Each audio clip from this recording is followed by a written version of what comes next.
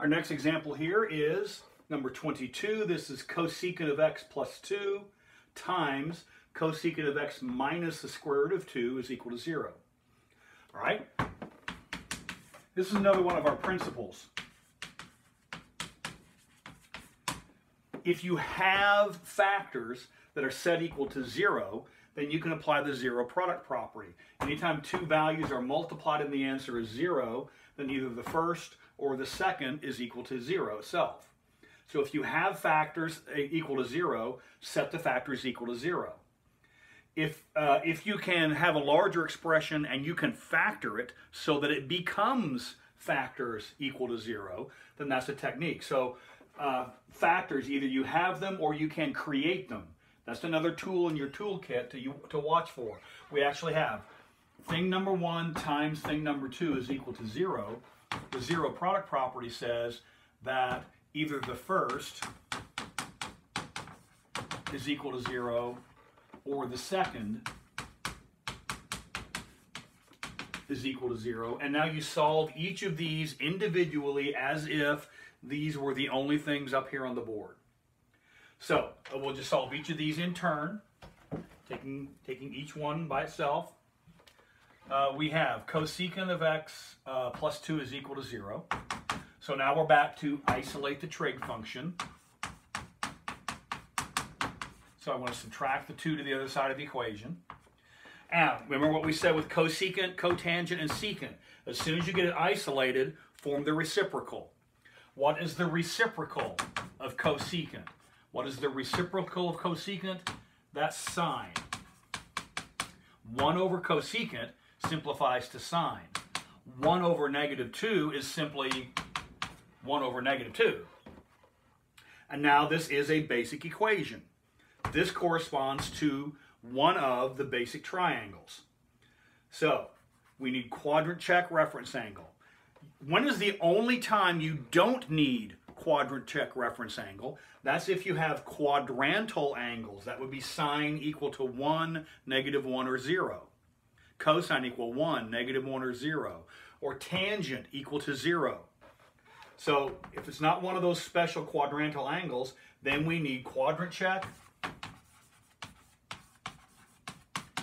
And then we're going to need reference angle. Quadrant check. When is sine negative? Well, sine is positive in quadrants 1 and 2, therefore it's negative in quadrants 3 and 4.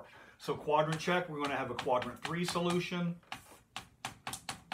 and we're going to have a quadrant 4 solution. So we're going to have x equals don't know yet, x equals don't know yet, and that's going to be our solution. So now I'm going to use my space here. So now we need reference angle.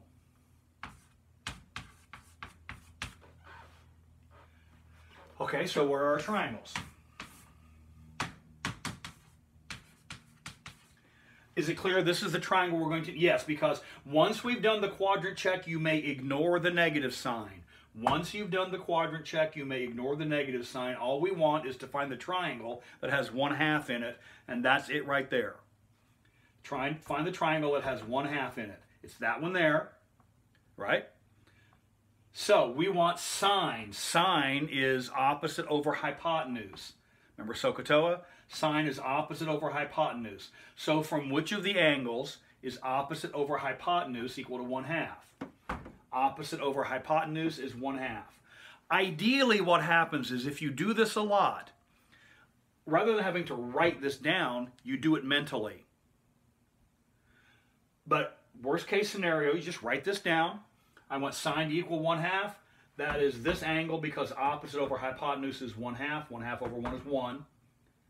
And so that's the angle we want. It's 30 degrees. Remember, it's opposite. 30 degrees is pi over 6. 60 degrees is pi over 3. So this is pi over 6. So the reference angle is pi over 6. And now we need to put, here, let me make my little symbol here.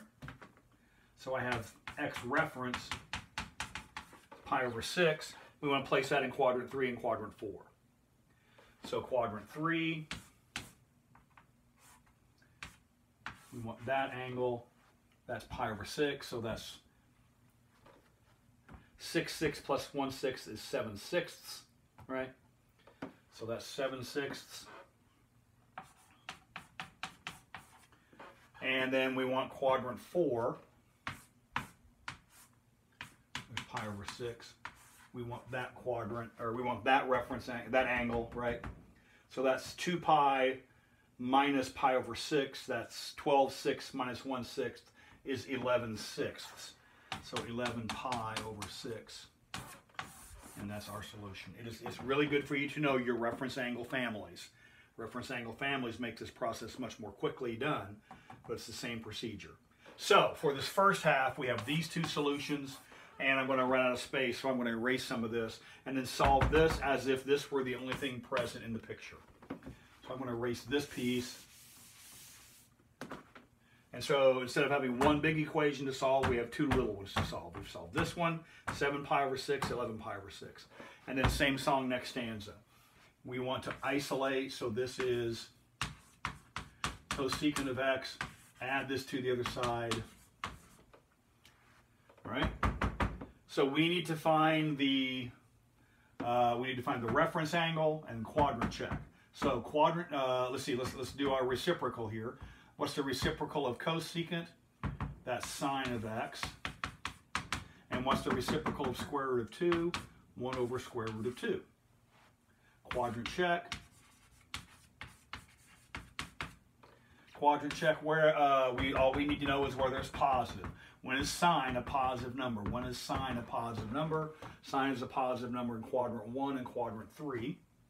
So quadrant check, we have quadrant 1 and quadrant 3. We have x equals x equals. All right. Form the reciprocal. We have, I'm sorry, we already have. Cosecant is radical 2, so sine is 1 over radical 2. Do we want 1 over radical 2 to come out of this triangle? No, we need the other triangle. We need the 45, 45, 90, or we know that's pi over 4, because this is square root of 2, this is 1, this is 1. And we want sine to be opposite over hypotenuse. Opposite over hypotenuse. Sine from this angle, this is opposite over hypotenuse. And so that's the angle we want, the reference angle is pi over 4. So take that reference angle and put it in quadrant 1, put it in quadrant 3. In quadrant 1, x reference is the reference angle, so this is pi over 4. And then, of course, if we put pi over 4 in quadrant 3, remember that's 1/4, 3/4, 5/4, 7/4. So in quadrant 3, 1, 3, 5. That's 5 pi over 4. All right? So keep your wits about you. It's the same process over and over again. You do need to keep your wits about you and know what it is you're working with and have an understanding of the basic equation that you're working with.